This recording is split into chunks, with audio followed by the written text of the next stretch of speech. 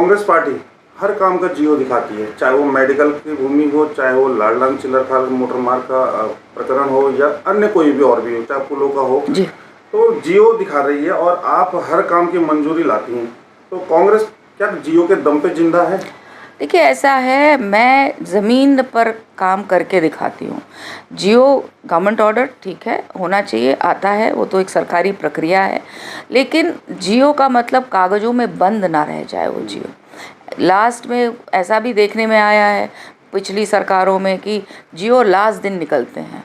वो इलेक्शन से 2 दिन पहले आप जियो निकाल लें तो उसका कोई फ़ायदा नहीं है, वो फाइलों में बंद हो जाते हैं।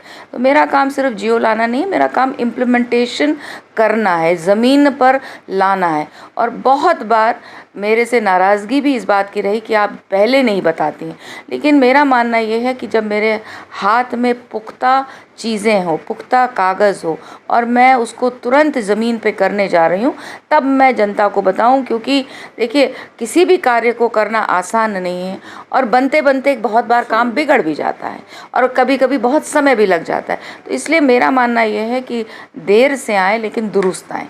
तो हर चीज़ को जब ज़मीनी हो जाता है, जैसे Laldhang Chillarkhal, I am 100% sure अब बनेगी, क्योंकि उसकी सारी क्लियरेंसेस हो गई हैं, किसी तरह की समस्या नहीं है। और सबसे सुंदर चीज़ इसमें यह है कि हमने कोर्ट का रास्ता अपनाया, कोर्ट की डेट्स पे गए, कोर्ट ने जैसा हमको कहा हमने उस चीज़ को सुना। अब उत्तराखंड सरकार ने हर चीज़ उनकी मानी, पूरी सिस्टम से जब हम गए तब हम उस सिस्टम से आज अगर फॉरेस्ट कहता है मैंने पीडब्ल्यूडी को नामित किया है, तो कहीं ना कहीं हमने सही कार्य किया होगा, तभी वो नामित कर रहे हैं। तो इसलिए जब मैं कुछ होने वाला होता है तब मैं उस चीज़ पर आती हूँ। देखिए, ऐसा है कि शासनादेश तो हमने जो है बेस हॉस्पिटल कोटद्वार का भी दिखाया था, उसको निर्माण करके दिखा दिया। हमने जो है आपका भगवान ग्लोबल यूनिवर्सिटी का भी फाउंडेशन स्टोन डाला था। तो वो आपको आज जो है भगवान ग्लोबल यूनिवर्सिटी, जिसको इन्होंने मस्जिद करार कर दिया था अपनी वोटों के खातिर, वो आज एग्जिस्ट कर रहा है। और उसमें 80% बच्चे, हमें खुशी है इस बात की, 80% बच्चों को उसमें कैंपस प्लेसमेंट मिल जा रहा है। बहुत अच्छी हैंडसम सैलरी उनको मिल रही है।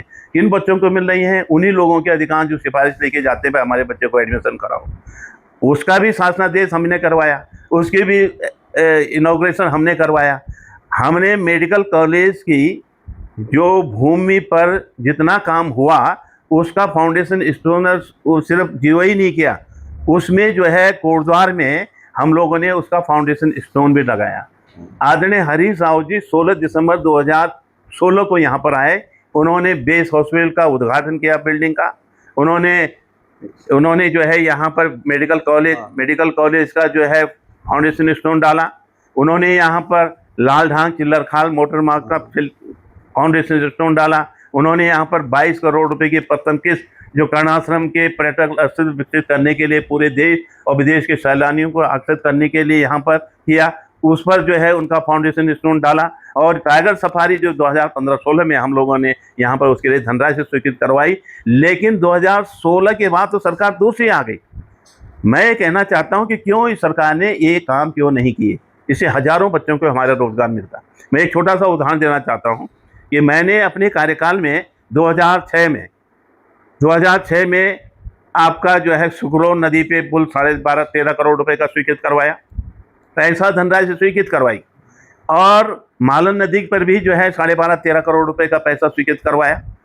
धनराशि स्वीकृत हो गई, वित्त व्यय समिति ने स्वीकृत कर दिया, टीएसी ने अप्रूव कर दिया और वित्त विभाग ने उसकी सहमति प्रदान कर दी दिसंबर 2006 में।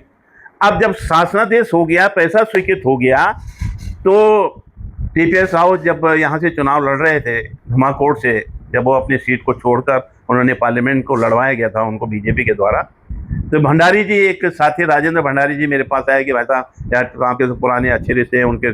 मैंने कहा भाई हम उनके आपके खुलकर मदद तो नहीं करेंगे, क्यों हाँ वो पार्टी में बदल दिए, हमारे ताल्लुकात ठीक हैं, हाँ लेकिन मैं तुमको तरीका बता सकता हूँ कि आप यहाँ से वोट अर्जित कर सकते हैं। तो उन्होंने कहा क्या तरीका है? मैंने कहा मैंने जो है यहाँ पर दोनों पुलों के लिए, सुकरो के लिए भी मालन के लिए पैसा स्वीकृत कर रखा है, बस सिर्फ आपको उसके टेंडर करवाने हैं और काम कराना है, आपको लाभ मिल जाएगा।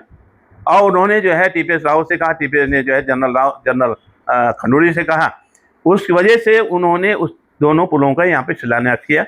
और जब शिलान्यास कार्यक्रम हो रहा था तो मैं एक लाइन जरूर उस स्वर्गीय आत्मा के उसमें कहना चाहता हूँ। उनकी ठेठ जो बिल्कुल पर्सनैलिटी थी, उनका जो अपना ह्यूमर था और जनता के प्रति एक समर्पण का भाव पीसी खंडूड़ी का था, वो बोलना चाहता हूँ। मुझे आज भी जो है कहीं मैंने उसको नोट कर रखा है, मतलब कहीं उसको फीड कर रखा है। उन्होंने एक शब्द कहे थे कि अब कोटद्वार में किसी और विकास की आवश्यकता नहीं, क्योंकि दो पुल इतने बड़े बड़े बन रहे हैं यहाँ पे, दो पुल इतने बड़े बड़े बन रहे हैं कि आवश्यकता नहीं है अब यहाँ पे कोटद्वार की कोई और आवश्यकता। और ये सब भले ही मैंने दोहराए हैं, लेकिन ये सब उस शख्स ने कहे जो आज हमारे बीच में नहीं है। ऐसे ऐसे लोग भी थे जो सच्चाई को प्रकट करते थे, क्योंकि उस समय भी जब मैंने इन दोनों पुलों को स्वीकृत करवाया था पंडित नारायण तिवारी से, लोग उन्होंने कहा था, वो भी भयभीत हो गए कि नहीं जी अगर दोनों पुलों को एक साथ कर देंगे तो फिर जो है और विधायक मेरे को कुछ बोलेंगे। तो हर आदमी डरता है, तो वो भी जो है क्योंकि मुख्यमंत्री थे, लेकिन मैंने कहा नहीं ये तो होंगे। हमारी एक पुल बनने से समस्या का समाधान इसलिए नहीं होता कि जो रोड हरिद्वार से आ रही है और जिसको हम रामनगर ले जाना चाहते हैं, अगर एक पुल बनता है तो दूसरे में तो वही हो जाएगा, तो सीजनल हो जाएगा। हम इसको सीजनल मार्ग नहीं बनाना चाहते, बल्कि इसको round the all weather road के रूप में हम विकसित करना चाहते हैं। तब उन्होंने एग्री किया था, तब ये सहमति जो है आपके वित्त विभाग ने दी थी, जिसका निर्माण दूसरे कार्यकाल में बीजेपी के कार्यकाल में हुआ, जिसका लाभ वो आज तक उठाते हैं।